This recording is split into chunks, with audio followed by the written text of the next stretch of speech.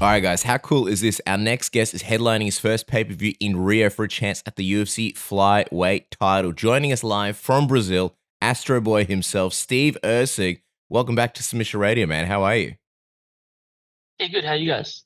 Good, man. Good. And we see there's a bit of fun happening. We saw on your Instagram grid, you and the boys playing a little bit of volleyball over there in Brazil on the beach, bring a bit of that Australian Top Gun flair to the country.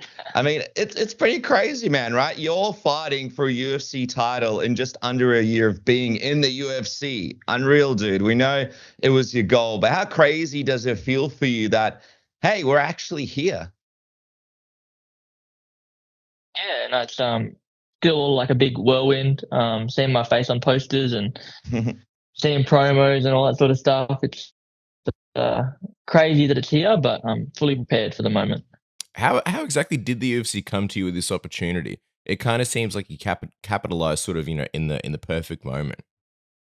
Yes, so I just got a call from my manager. She got a call straight from the guys after their matchmaking meeting or whatever, and I think just the way the division sort of was, like Kate had missed weight, and the top few guys had all fought the champion already, and there was injuries and all that sort of stuff. So it was just a weird position for everybody to be in, and there was only two guys left, and it was me and Mikhaev, and Mikhayev's performance wasn't the most exciting. Mine was, so just worked out well for me. So just quickly before you go, Dennis, how did you take Mikhaev sort of taking to Twitter and, expressing his frustration? He was trying to compare resumes and stuff, but ultimately it was you that got the title shot. The UFC had made their decision. Take us into why you reckon they picked you over him, and just sort of him sort of, coming at you a bit. I mean, I would be upset if I was him too. He's been in the UFC for a lot longer than I have. 6 fights and 6 wins. So, and Pantoja called him out as well. So I can fully understand why he's upset. But I think the UFC were finding it probably hard to not justify, but get people excited for the fact that he was going to fight for a title after his performance against Perez, especially the way Pantoja handled Perez when they fought. So I thought this was probably more fresh and exciting for them to try to sell it, I guess. It is fresh and exciting, man. What was your reaction when you first found out this was going to be reality? Were you with your family? Where were you when you found out, all right, this is happening? Yeah, so I was at the kitchen table eating KFC when I got the call, enjoying my break.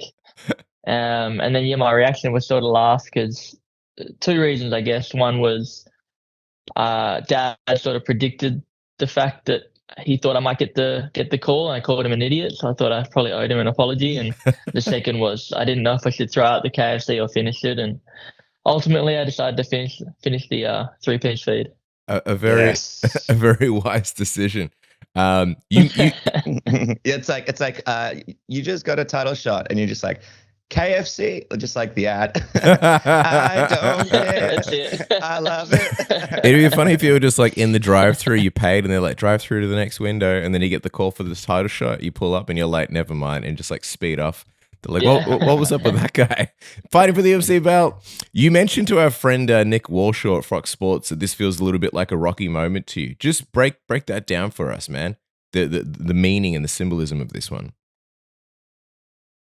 Well, Pantoja sort of mentioned it first. He said that he was going to give some guy that nobody's ever heard of a shot. And yeah, that was me, obviously being completely away from the top 5, obviously ranked number 10. Not a lot of people get that opportunity from where I am. And I'm going to come in and I'm going to bash him for 5 rounds and then come away with the title. That's my hope.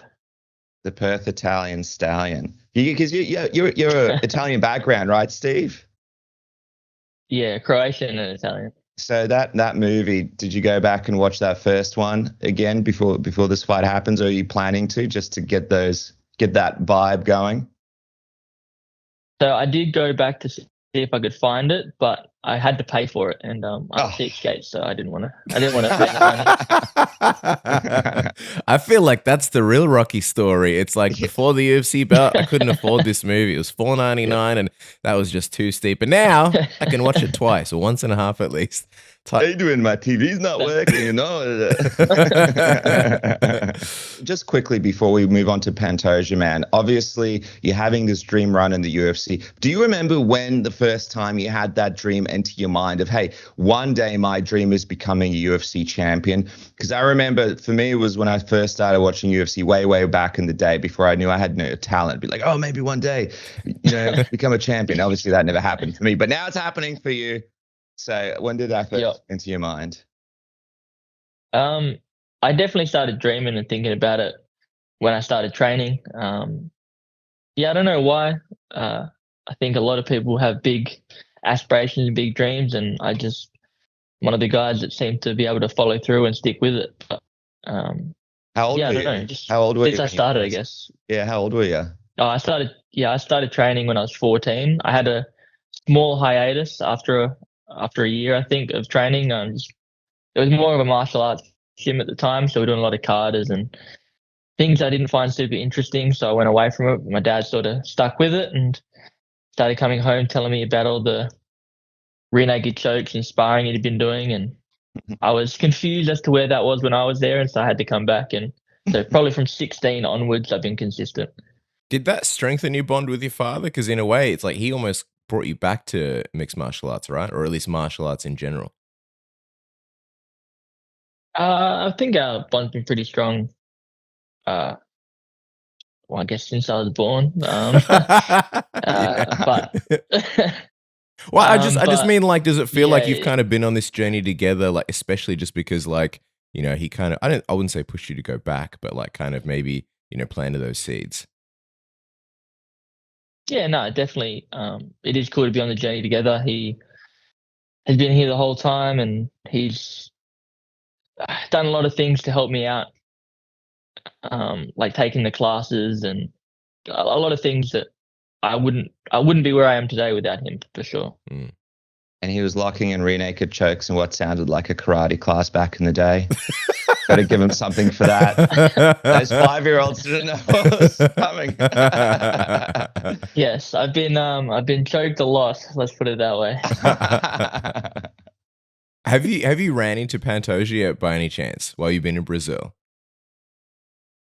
No, I haven't seen him yet. It's interesting, right, man? Because for Pantoja, he must be pumped. He gets to defend his belt in front of his home country in Brazil, thanks to you, because you were able to take this fight. But are you prepared to kind of go in there with some of these Brazilian fans? Because we know they're some of the most passionate fans in the world. I imagine, during fight night when you're walking out, they'll probably let you know what they're thinking because they really want their boy to win. Yeah, I'm definitely prepared for it. I'm honestly excited for the opportunity to get yelled at and asked to die and bottles thrown at me. I think it's going to be very exciting, and I can't wait to take the belt and get straight on a plane and fly home. You guys practice that at the gym? Like, do you have a bunch of people line up on each side and just yell things at you as you walk in and out of the building? Yes, I have a lot of people that don't like me, so it was easy to find people to throw bottles at me. Out of curiosity, do you think Pantoja's underestimating you in any way? Just because of the fact that, like you mentioned, like you're not like a guy who's been in the top 5 for so long, and maybe not on maybe his radar as far as like who might be next. What do you think? Like how do you think he's looking at you in terms of you as a challenge and your skill set? I think so. I listened to his coach talk about the fight, and if he is listening and paying attention to his coach, he knows, and he's taking me seriously. If obviously fighters have big egos and that sort of thing, and I'm no different, so it's very possible he thinks he's going to run through me. But if he listens to the people around him, he'll be taking it very serious. Mm. And I know you're taking him very seriously. Obviously, he's the champ. But what do you think is kind of the most dangerous part of the game? One of the parts of him that is dangerous is, of course, the fact that he's got a lot of experience. He's a veteran in the game. But When you look at him, what do you think is that one most dangerous part that people kind of get wrong? I think honestly, it's his mental toughness. He gets hit, he gets put into bad spots sometimes, but he just keeps going forward. He gets tired and he finds a way to keep pushing the whole fight. And somebody that's not going to give up is a very dangerous person. Obviously, he has great skills outside of that, but some people with great skills, if they're not winning the way they expect to be winning, they break. But I don't believe he will break. So I'm going to have to take it away from him. Mm. How do you think you guys match up on the feet, especially because you're coming off that massive knockout? I think I'm definitely cleaner than he is. I think I make better angles. I dictate range better. I just have a better skill set. He hits very hard and he has a good chin, and he's going to go forward and get in my face, which is obviously hard to deal with for anybody. But I just think that I'll be able to keep him at my range and touch him up from there. Dude, I'm so excited for this fight. It's so huge for Australia, and obviously I'm so excited for you personally. I know you're not the guy that will look past anyone and you're just focused on this fight. But if everything goes to plan, you get that belt, you get on the plane, people tell you to die and throw things at you, but you're able to dodge all of them.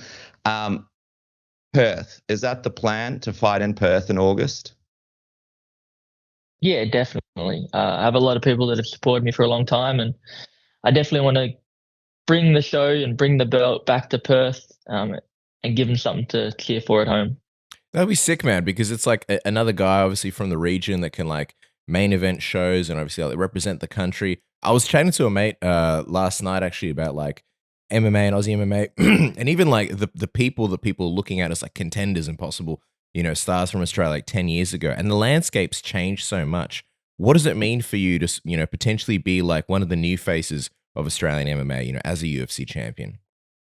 We've had the Rob Whitakers, the Alex Volkanovskis. Like you'd be joining like a very short and elite list. Yeah, it'd be awesome. Obviously, I looked up to those guys for a long time.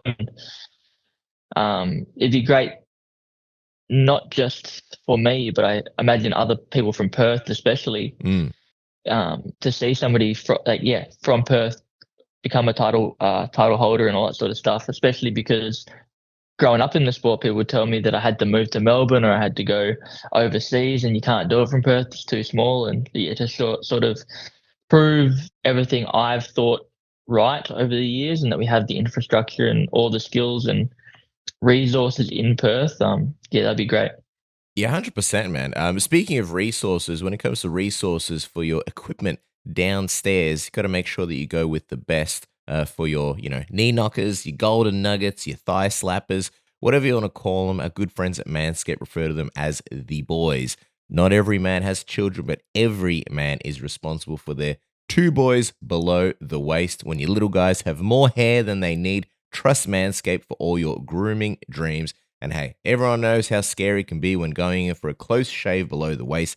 That's why we trust Manscaped for all our sensitive areas. You've got the lawnmower family, including the lawnmower 3.0 Plus, the 4.0 Pro, and the 5.0 Ultra. 3 ball trimmers for whatever your heart or your balls desire. They're waterproof, skin-safe technology, LED lights. They've got travel locks so they don't go off in the middle of your luggage, in the middle of your transatlantic flight, and a whole bunch of other phenomenal accessories. 20% off with the code submission. Isn't that right, Dennis? That's right, Cass. And Manscaped has an amazing filter where you can showcase your boys on Instagram stories. Make sure to tag us in that as well. And guys, it is sports season. We've got UFC 301 right around the corner, the NBA playoffs, the NHL playoffs. And if you want to see it all, you need a VPN. And the best VPN in town is NordVPN. You guys can go on right now to go nordvpn.com/submission or click the link in the description below and get a huge discount plus 4 extra months on the 2-year plan. And let's just talk about NordVPN for just a second. One NordVPN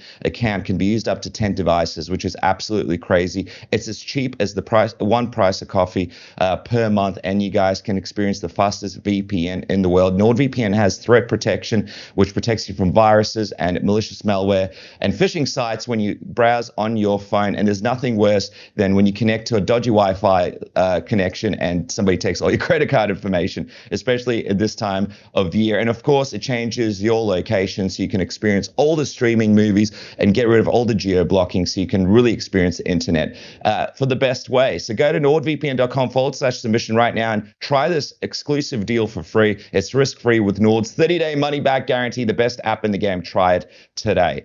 But hey, Steve, before we wrap, you potentially have some of the best merchandise that we've ever seen. You had the Michael Scott tees, which I'm pretty sure flew right off the shelf because I had a look and they were gone before anyone could really grab them.